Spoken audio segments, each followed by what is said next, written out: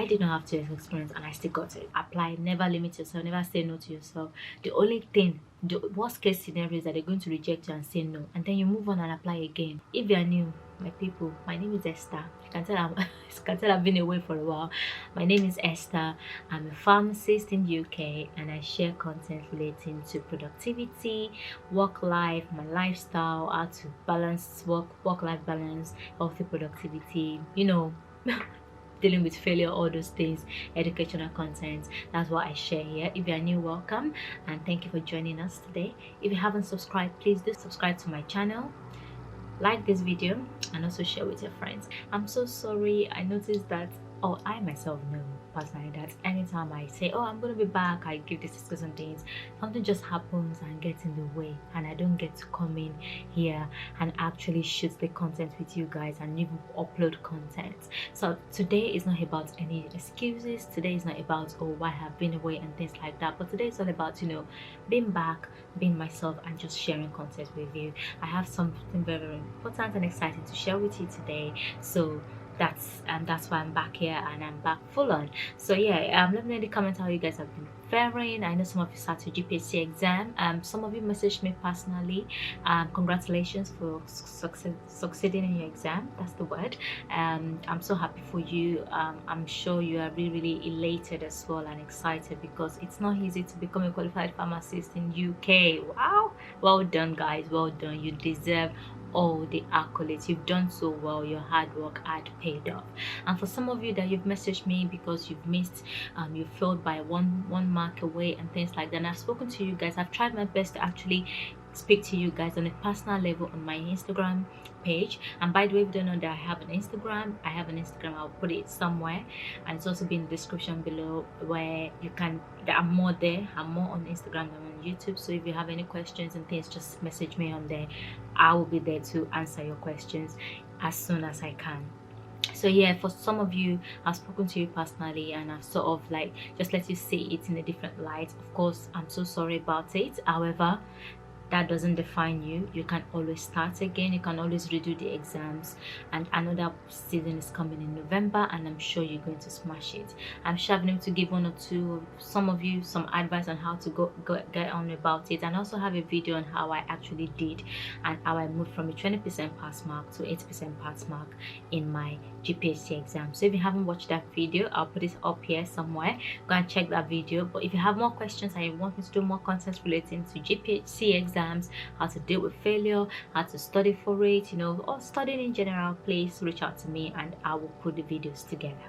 So today's video is not about GPHC. Today's video is about something else entirely, and I'm really excited to share with you. So guys, drum roll. Your girl got a new job. Yay! So yeah, I'm so excited guys. I got a new job, and I am now a PCN pharmacist. I work in a GP surgery, and I'm really excited about it.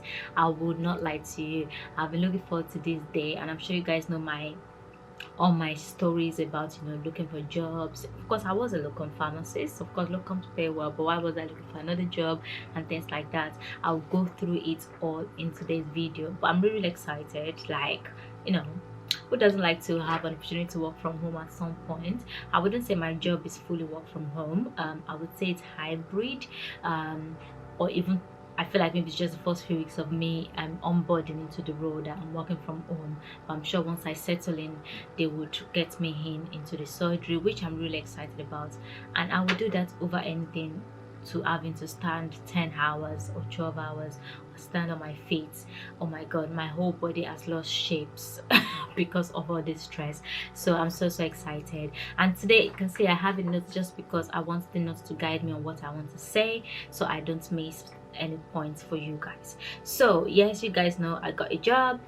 Yeah, you got a job. Yeah. And the next I put in is that why did I decide to move from being a locum to PCN pharmacist? So one of the reasons which I mentioned previously was because I've lost all shapes and muscles.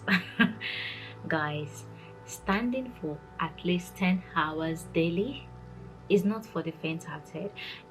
Anybody can do. Some people might do it and love it, But personally, I don't think I like to suffer my body. I don't like my body to suffer one bit. I don't even like to go through any discomfort, because when Jesus has paid it all for me, why should I be in discomfort? You know that thing. Some days because, and also because I'm a locum and I don't drive, and you have to go somewhere where there is shit. So sometimes I have to travel really far. I have shifts starting at 9, sometimes 8 a.m. So I have to wake up as early at 5 a.m. in the morning for me to be able to get there on time and start work. And then I stand for at least 10 hours, if not 12 hours. And sometimes not all the lunch are really proper lunch where you actually sit down for 1 hour non-disturbed. No, some lunches are walking lunch where you're having lunch, you're literally putting food in your mouth and there's a prescription and you're checking at the same time. That is how bad it was. And then you finish and then you have to find your way home, and before you know it, I don't get back home until 9-10 p.m. And as I don't know, like, I don't go to bed as early as 10. I won't go to bed immediately. Of course, I have to come in, settle down, have dinner, and then slow down to go to bed. Most likely I don't go to bed until like 12, and before you know it, you're up again at 5 to go. And it's a situation where if you don't work, you don't get paid, so you have no choice than to keep going. It's just a vicious cycle. So that's one reason why I moved from locum pharmacy to PCN. That's even my major reason. Another thing for me is that personally for me, I want progress in my career. And as in pharmacy, people will say, okay, what progress do you want in a pharmacy career? You're already a pharmacist, what else do you want? I'm sure people that work in the hospital, they have pathways like where they become rotational pharmacist, specialist pharmacist, and like that. In community, there's only so much you can do. The maximum you can have is maybe a manager or superintendent pharmacist, and I don't think I'm really up for that. So one of the reasons I went into PCN, so I found out that the PCN role is opened, and they were actually recruiting people and willing to train people from scratch. So I started applying for PCN roles and I got one. The package that came with my job role is that I actually get to train, which I do my clinical diploma first for 18 months, which if I was just a locum, I wouldn't have had the opportunity to do that because I'm not contracted to any complaint one. And I don't think if you're a community pharmacist, you are contracted to do the clinical diploma. I don't know, but you can quote me if I'm wrong because I'm not there, so I can't really speak for something I don't know. But in PCN, which is Primary Care Network, I'll be trained to become a clinical diploma training and things like that, and after I will then do my 6-month training to become an independent prescriber. So it's like a journey to become an independent prescriber in the space of 2 years while you're working, while you're getting paid and entitled to all the benefits of being in a permanent contract. So that was the main reason why I moved, because I have vision for my career prospects, and I feel like if I'm still in locum, I'm actually locking myself, and I won't have the opportunity to actually progress as a person, if that makes sense. Another thing I would say is that I don't know, I wouldn't say I'm fed up of community. I just feel like I'm fed up of doing the same thing repetitively. Each day is the same.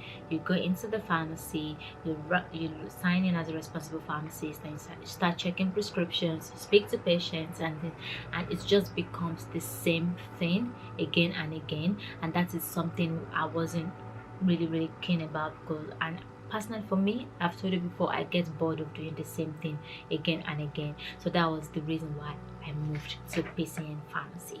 What's my next one? The aspects of the job that excites me is the fact that I don't have to stress. I wouldn't say there is no job that does not give you stress. There's no job that does not give you stress, to be fair. Every job gives you stress. You just have to find a way to maneuver it. I feel like what excites me more is that I'll be able to do other things, and my work-life balance might actually increase compared to when I was a locum. When I was a locum, it's either I am working or I'm not working, and the days I'm not working is because I did not find the shifts that suits me. But on the days I'm not working, what I end up finding out is that because I'm so burnt out from working, on the day I'm not working, I literally cannot do anything. I can't even pick on one thing that I achieve on that day. It's either I am running all the errands that I have backlogged for months because I've been working, or I'm just sleeping non-stop. You know those type of sleep that you even sleep and the sleep is not even enough sleep, and you wake up and you're still tired. You don't even see the point of the sleep. and that's just something that I'm just like, oh, thank God, I'm leaving that and I'm not doing that anymore. So that's something that excites me, where at least in the PCN pharmacy I don't have to stand for long, because I've noticed that doesn't work for me elsewise.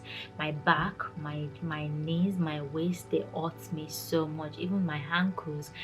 So it's the point that when I finished my last shift as a local pharmacist, I had to go for deep tissue massage, and the person that massaged me was telling me that your muscles are so tight. I said, yes, it's work. I know it's tight because my shoulders, and because all you do is that you bend in this position, checking baskets like this, literally. That's what you're doing. It's like a robot thing, just checking one basket to the other and move it. It literally becomes like a vicious cycle. You keep repeating it. So it got to a point that I don't even sit straight anymore. I literally sit bent, and that wasn't something, and that was something that excites me, that I don't have to do that anymore. Because in PCN I will have my office space, of course I'll see patients, but at least I can sit down if I want to sit down, I can stand if I feel like I'm sitting down for long. There's a bit of a balance, and I'm not working long hours. That is something that excites me. Another thing is that the opportunity to work from home sometimes. Guys, I'm not going to lie about that. Working from home, woo, I would do anything for it. The fact that I don't have to rush out of my bed, like you know that thing where you wake up, you go into the bathroom, you have a shower, get changed, you don't even think of breakfast, out, and you do it, and you come back again, and you're just like, God. This morning when I woke up for work, I took my time. I even woke up earlier than I would have thought.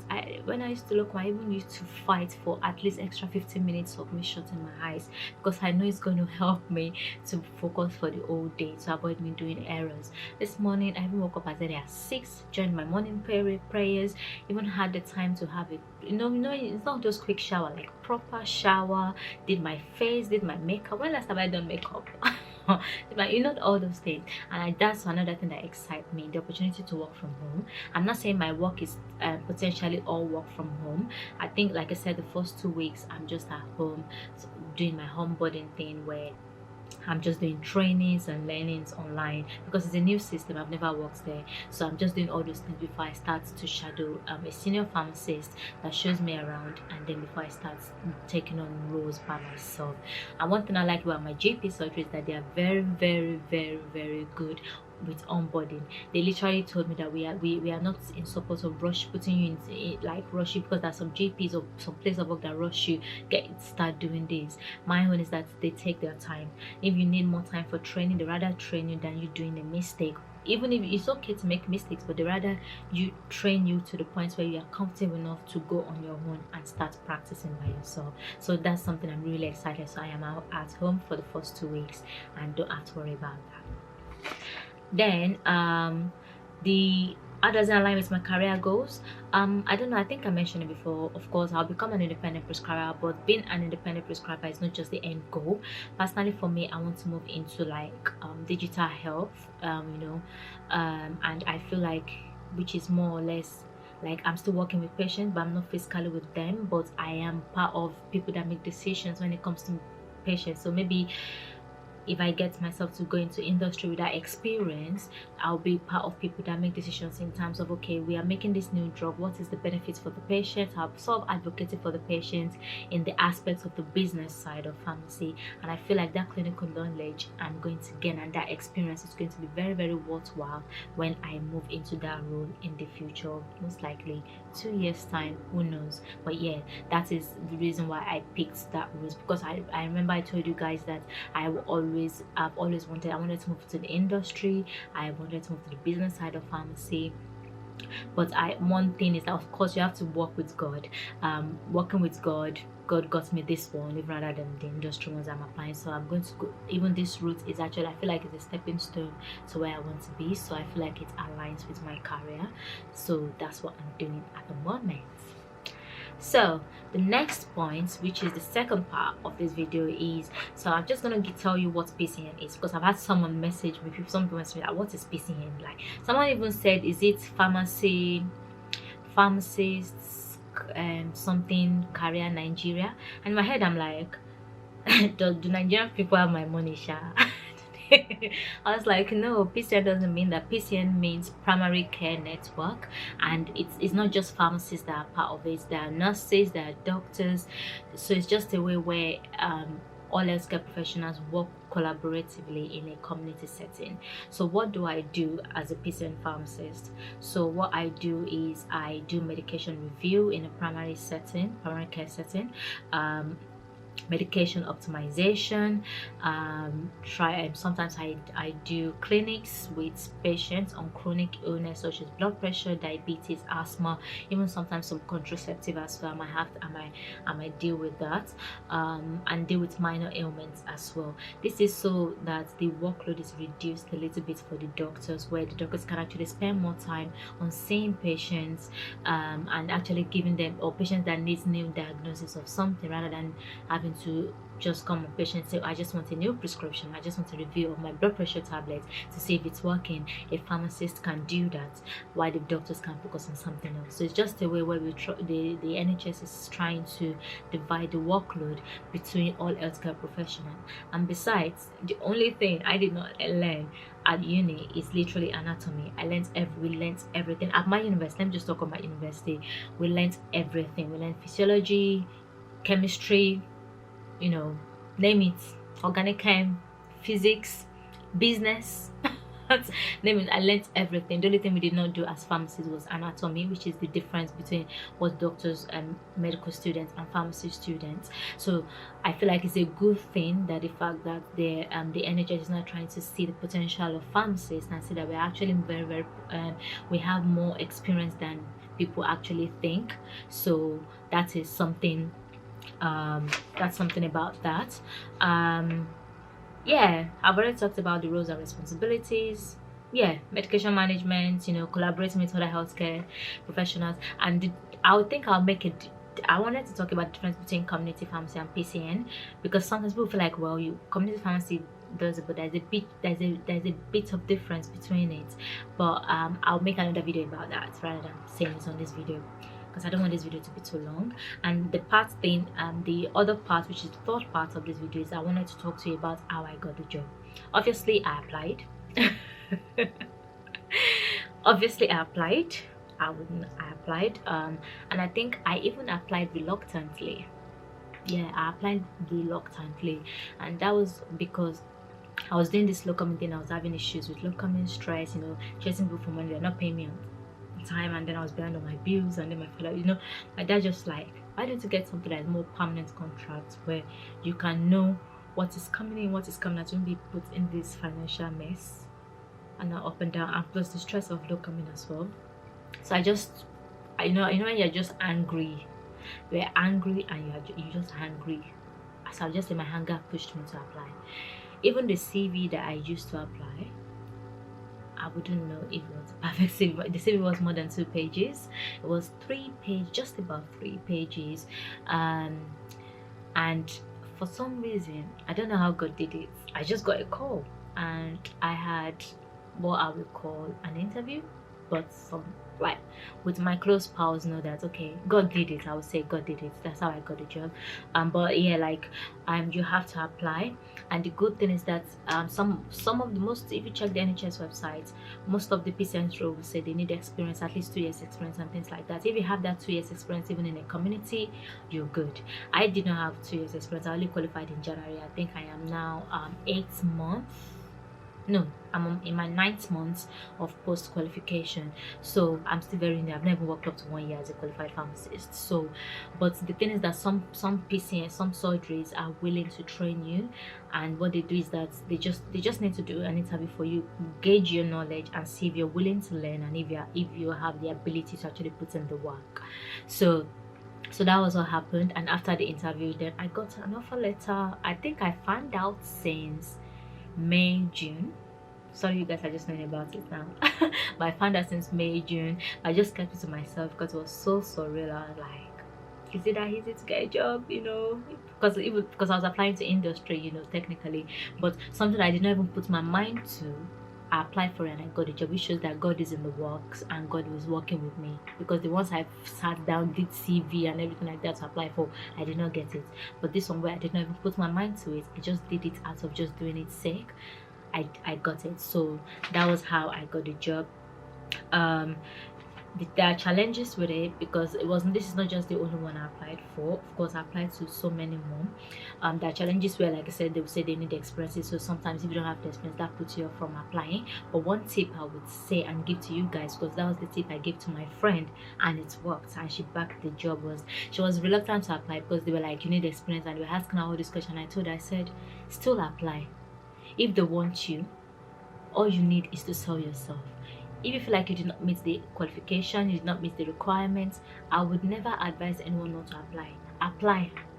They will be the ones to then go through it and see if it actually fits in what they are looking for, because you're selling yourself. You just have to know how to sell yourself. So those are the few challenges that some people face, like, oh, we need 2 years experience. I did not have 2 years experience and I still got it. So it doesn't matter. Apply. Never limit yourself. Never say no to yourself.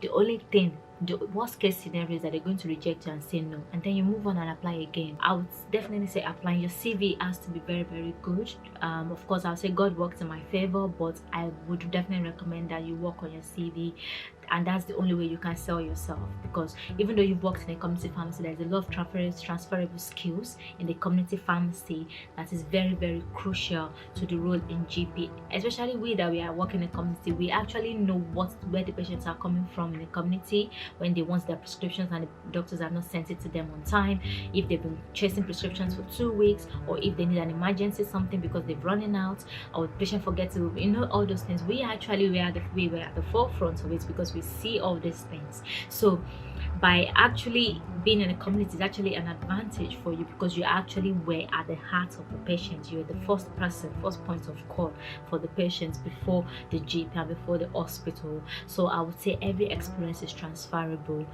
Don't play down on yourself. Work on your CV and prepare for interviews. The interviews are no joke. I won't lie, the interviews are no joke. I literally did a series of interviews, even though the one I finally got was the most chillest interview I've ever had, and the ones I prepared so hard for, I did not get it.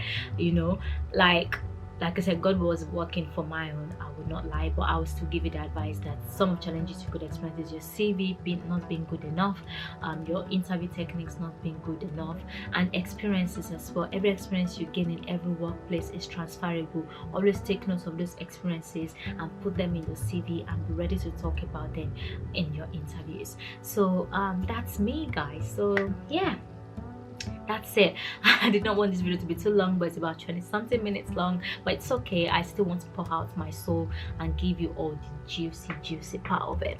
So yeah, guys, yeah, that's it. I'm now a PCN pharmacist, excited, loving it, and I'm just thanking God. I'm grateful to God for actually getting this position. It's not by my power, it's by the grace of God. So yeah, that's me, and that's everything on how I got my PCN role. So if you have any questions for me, you can put it down in the comment section below. If you want, I'm going to create more videos about this PCN. I'm going to do like a little series, so you're going to see a back-to-back video on PCN. So if you want to know more, you have any specific questions, let me know in the comment section, and I'm going to put the video together and put it out for you guys, because I noticed that a lot of you send me questions on comments, and I reply with essays, even on Instagram, and I feel like I could easily put it together in a video and you guys can watch it at your own time. And yeah, so thanks so much for watching, guys.